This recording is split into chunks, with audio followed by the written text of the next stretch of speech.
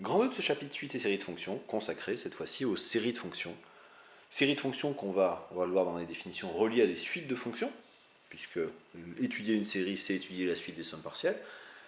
Réciproquement, alors ce sera un petit peu moins courant, mais parfois, certains résultats qu'on ne va énoncer que pour des séries de fonctions auront une utilité pour les suites de fonctions, et pour cela, on écrira qu'une suite de fonctions se reliera à une série de fonctions en faisant intervenir la série télescopique.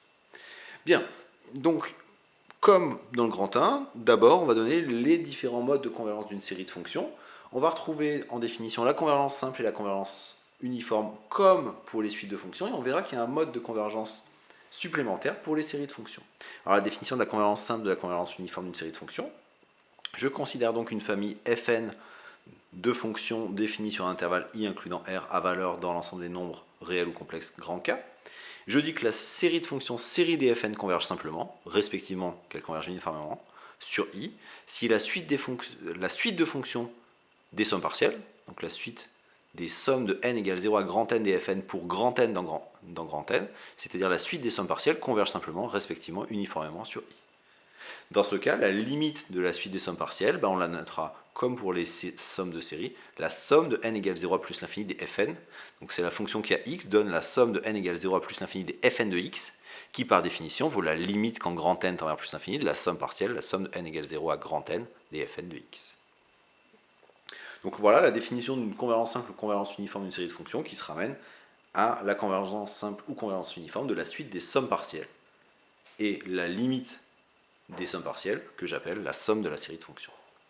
Donc une remarque, c'est que comme la convergence uniforme implique la convergence simple et que la réciproque est fausse pour les suites de fonctions, il en va évidemment de même pour les séries de fonctions.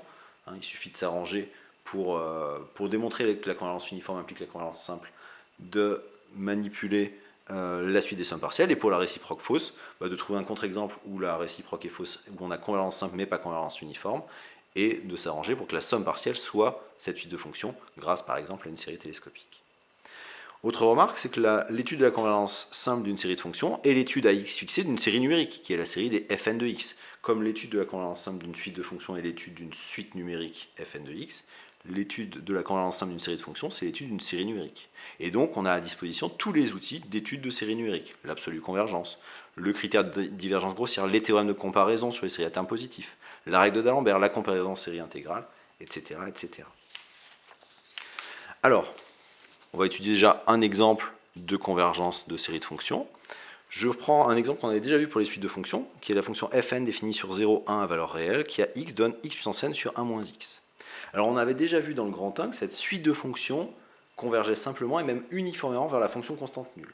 Là, on va s'interroger sur la convergence simple ou uniforme de la série des Fn.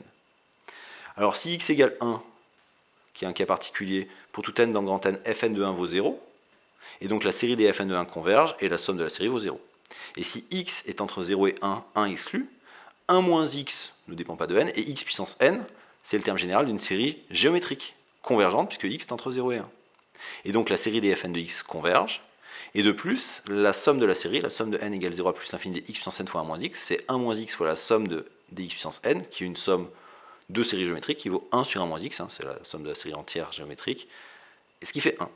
Et donc la série des Fn converge simplement sur 0, 1, et la somme de la série, que j'appelle g, la fonction qui associe la somme de n égale 0 à plus l'infini des Fn, qui va de 0, 1 dans R, qui a x associe 1 si x est entre 0 et 1, et 0 sinon. Y a-t-il convergence uniforme de la série des Fn? Alors on va voir des résultats spécifiques sur les séries de fonctions, mais de toute façon ils vont consister à s'appliquer aux sommes partielles, et tout de suite je vais voir que pour tout n dans grand N, je m'interroge sur la suite des sommes partielles, Sn. S grand N qui à x donne la somme de n égale 0 à grand N des x puissance n 1 moins x, qui est une fonction continue sur 0,1 car polynomiale. Tant que je ne vais pas jusqu'à plus infini, j'ai une fonction qui est polynomiale. J'ai Sn qui converge simplement vers G, et G qui est discontinu en 1. Donc la transmission de la continuité par convergence uniforme pour une suite de fonctions nous donne que Sn ne converge pas uniformément vers G, et donc que la série des Fn ne converge pas uniformément sur 0,1. Alors on aurait pu aussi voir la non-convergence uniforme en calculant explicitement la somme partielle, une somme géométrique. Donc la somme partielle en 1, elle vaut 0, et si x est entre 0 et 1, la somme partielle, elle vaut 1 moins x fois 1 moins x puissance grand N plus 1 sur 1 moins x, donc elle vaut 1 moins x puissance grand N plus 1, et là, voir qu'on n'a pas de convergence uniforme de cette somme partielle Sn vers la fonction G. Là, j'ai utilisé la transmission de la continuité par convergence uniforme pour la suite des sommes partielles, théorème qu'on verra après. Pourtant, on avait vu que au grand 1 que la suite Fn convergeait uniformément vers la fonction constante nulle. Donc, alors évidemment, le résultat qui dit qu'une suite tend vers 0, ça implique que la série converge, n'est pas vrai, mais là, on a que la suite Fn converge uniformément vers la fonction constante nulle, on a que la série des Fn converge, simplement, mais le fait que même ajouter l'hypothèse de convergence uniforme de Fn vers 0 ne vous donnera pas que la série des Fn converge uniformément. Alors qu'on verra en TD que si la série des Fn converge uniformément, alors la suite Fn va converger vers 0, ça c'est, j'ai envie de dire, le critère de divergence grossière pour la série des Fn de x, mais en plus on verra en TD que le fait qu'on ait convergence uniforme de la série des Fn impliquera que la suite Fn convergera uniformément vers la fonction constante nulle. Mais ce qu'on voit avec cet exemple, c'est que la réciproque est fausse. C'est-à-dire qu'on a Fn qui converge uniformément vers la fonction constante nulle, et pourtant on n'a pas convergence uniforme de la série des Fn. Souvent, dans ce paragraphe, on s'intéressera à la convergence uniforme sur un intervalle pertinent qui sera plus petit que i. Par exemple, on peut se demander, y a-t-il convergence uniforme de la série des Fn sur 0, 1 ouvert en 1 ? Dans ce cas-là, la discontinuité en 1 ne permet pas de conclure à cause de la transmission de la continuité par convergence uniforme. Et bien, comme je l'ai signalé, là, ici, je peux expliciter la suite des sommes partielles. S grand N de x, qui vaut 0 si x égale 1. Bon, ça sert à rien, puisqu'on travaille sur 0, 1 ouvert, mais ça vaut 1 moins x puissance grand N plus 1 si x est entre 0 et 1. G de x était la fonction constante égale à 1 sur 0, 1, donc pour tout n dans grand N et pour tout x dans 0, 1, le module de Sn de x moins g de x, ça vaut moins x puissance n plus 1. Comme x est entre 0 et 1, le module de cette quantité vaut x puissance n plus 1. Et c'est une fonction qui est croissante sur 0, 1, et sa borne supérieure, alors elle n'est pas atteinte, mais sa borne supérieure, c'est quand on se rapproche de 1, et ça vaut 1. Et donc qui ne tend pas vers 0. Et donc on voit qu'on n'a pas de convergence uniforme sur 0, 1 ouvert, quand bien même j'ai ouvert en 1. En revanche, ce qu'on va voir, c'est que si on prend A dans 0, 1 ouvert, on a convergence uniforme de la série des Fn sur le segment 0A. Pourquoi ? Tout simplement parce que pour tout grand N, pour tout x dans 0A, le module de Sn de x moins g de x, qui vaut toujours x puissance n plus 1 comme là, comme x est plus petit que A, c'est plus petit que A puissance n plus 1. Et là, l'avantage, c'est que ce A puissance n plus 1 est indépendant de x.